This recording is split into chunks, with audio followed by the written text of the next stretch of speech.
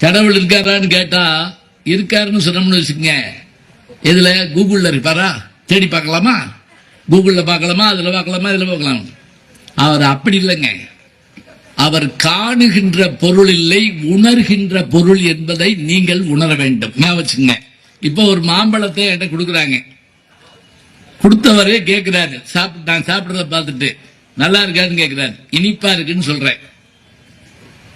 அவரு எப்படி இனிப்பா இருக்குன்னா நான் என்ன செய்வேன்? ஐயா இனிப்பா இருக்குங்கிறத நான் உணர்ந்தேன்னு சொல்றேன்.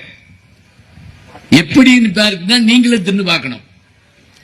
என்னதான் முயன்றாலும் அவரவர் அனுபவத்தால் மட்டுமே இறைவனை காண முடியுங்க. அவ்வளவுதான். என் கண்ணுக்கு தெரியல, உன் கண்ணுக்கு தெரியலன்னா பேசக்கூடாது.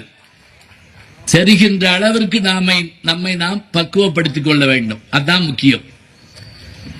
இப்ப நம்மோடு இருக்கக்கூடிய ஒருத்தரையே பார்க்கறதுன்னா எத்தனை முயற்சி பண்றோம். இப்போ உதாரணமா அமெரிக்கால ஜனாதிபதி இருக்காரு, அவரை பார்க்கணும்னு சொன்னா டக்குன்னு போன் போட்டு போய் பார்த்துட முடியுமா?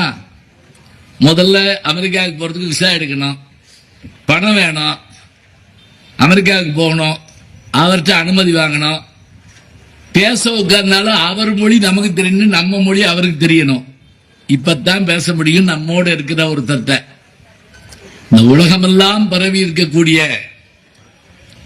ஒரு தெய்வத்தை, ஒரு சக்தியை நாம் அறிந்து கொள்வதாக இருந்தால் நாம் நம்மை தயாரித்துக் கொள்ள வேண்டும்.